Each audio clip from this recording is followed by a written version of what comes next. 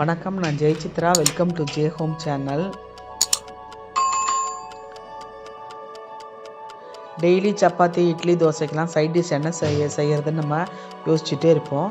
இப்போ அது மாதிரி சப்பாத்திக்கு, இட்லி, தோசைக்கு ஆகிற மாதிரியான ஒரு சைட் டிஷ் ஒன்று பேபி பொட்டேட்டோ வச்சு எப்படி செய்கிறதுன்னு பார்க்கலாம். இதுக்கு 2 பெரிய வெங்காயத்தையும், 2 தக்காளியும், 2 பச்சை மிளகாயையும், 2 வரமிளகாயும் சேர்த்து நான் இப்படி பேஸ்ட்டாக அரைச்சி வச்சுருக்கிறேன். 2 பெரிய வெங்காயத்தை பொடியாக நறுக்கி வச்சுருக்கிறேன். கூடவே 2 பச்சை மிளகாயையும் பொடியாக நறுக்கி வச்சுருக்கிறேன். நீங்கள் காரத்துக்கு தகுந்த மாதிரி சேர்த்துக்கோங்க. இப்போ அடுப்பில் ஒரு கடாய் வச்சுருக்கிறேன். அதுக்கு முன்னாடி 1/4 கிலோ அளவுக்கு குட்டியான பேபி பொட்டேட்டோன்னு சொல்கிறோம் இல்லைங்களா, அந்த மாதிரி உருளைக்கிழங்கு எடுத்து வேக வச்சு தோல் எடுத்து வச்சுருக்கிறேன். இப்போ கடாய் சூடான உடனே அதில் 2 ஸ்பூன் அளவுக்கு எண்ணெய் விட்டுருக்கிறேன். எண்ணெய் காஞ்ச உடனே ஒரு 1/2 ஸ்பூன் அளவுக்கு சோம்பு சேர்த்துக்கிறேன். சோம்பு நல்லா எண்ணெயில் வறுபடணுங்க. நான் அப்போ தான் நல்லா வாசனையாக இருக்கும் கிரேவி. பாருங்கள், நல்லா வதக்கிட்டு இப்போ கூடவே வெட்டி வச்சுருக்கிற வெங்காயத்தையும் பச்சை மிளகாயையும் சேர்த்துக்கலாம். சேர்த்து நல்லா வதக்கி விட்டுக்கலாம்.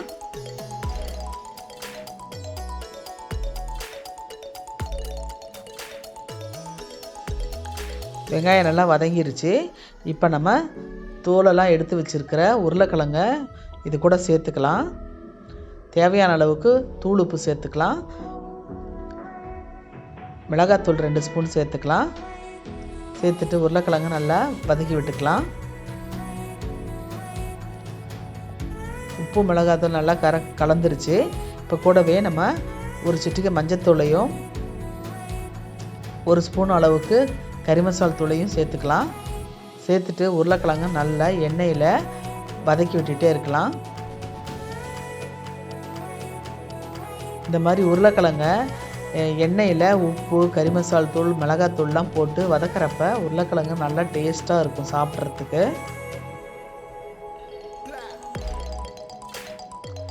பாருங்கள், இப்போவே வறுக்கிறப்பையே நல்லா எப்படி இருக்குது பாருங்கள். இப்போவே நல்லா சாப்பிட்லாம் போல் இருக்குது.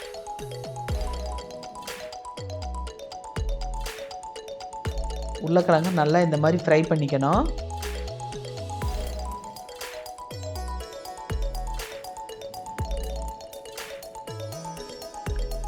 இப்போ 1 ஸ்பூன் அளவுக்கு இஞ்சி பூண்டு பேஸ்ட்டு சேர்த்துக்கலாம். சேர்த்துட்டு நல்லா வதக்கி விட்டுக்கலாம்.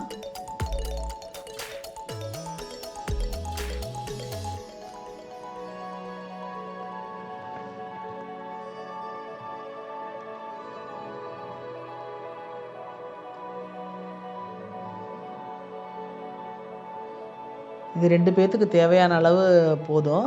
உங்களுக்கு அளவு அதிகப்பட்டதுன்னா 1/2 கிலோ அளவுக்கு உருளைக்கிழங்கு சேர்த்துக்கலாம். இப்போ நம்ம அரைச்சி வச்சுருக்கிற வெங்காயம், தக்காளி பேஸ்ட்டை இது கூட சேர்த்துக்கிறேன். சேர்த்துட்டு நல்லா கிளறி விட்டுக்கலாம். வெங்காயம், தக்காளி பேஸ்ட்டு உருளைக்கிழங்கோட நல்லா மிக்ஸ் ஆகிற மாதிரி நல்லா கிளறி விட்டுக்கலாம்.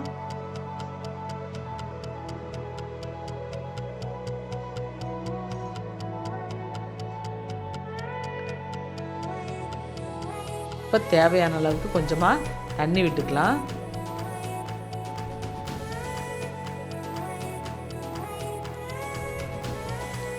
சப்பாத்திக்கு நான் இன்றைக்கி செய்கிறதுனால கொஞ்சம் கெட்டியாக தான் வைக்க போகிறேன். இப்போ மூடி வச்சிடலாம். ஒரு 10 நிமிஷம் அளவுக்கு நல்லா கொதிக்கட்டும். பாருங்கள், நல்லா கொதி வந்துட்டுருக்கு. நல்லா பச்சை வாசனை போகிற அளவுக்கு நல்லா கொதி வந்துருச்சு. இப்போ கொஞ்சம் தண்ணியாக இருக்கிற மாதிரி இருக்குது. இட்லி தோசைக்குனா இந்த மாதிரி தண்ணியாக இருந்தால் கூட டேஸ்ட்டாக தான் இருக்கும். சப்பாத்திக்கு இன்னும் கொஞ்சம் கெட்டியாக பண்ணிக்கலாம். பூரிக்கும் நல்லாயிருக்கும். இப்போ இது கூட 1/2 கப் அளவுக்கு தயிர் சேர்த்துக்கலாம். இந்த கிரேவியில் நம்ம புதுசாக தயிரும் கடைசியாக கரம் மசாலா தூளும் சேர்த்துக்கிறேன். இது கிரேவிக்கு நல்ல ஃப்ளேவரை கொடுக்கும், டேஸ்ட்டையும் கொடுக்கும். கூடவே பொடியாக கட் பண்ணி வச்சுருக்கிற கொத்தமல்லி தலையும் சேர்த்துக்கிறேன்.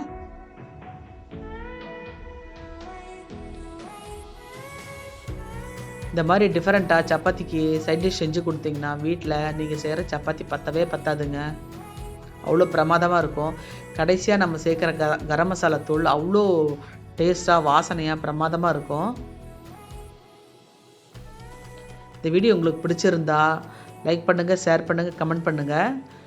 ஜே ஹோம் சேனலுக்கு சப்ஸ்கிரைப் பண்ணுங்கள். பக்கத்தில் இருக்கிற பெல் ஐக்கானை மறக்காமல் கிளிக் பண்ணுங்கள். வாழ்க வளமுடன்.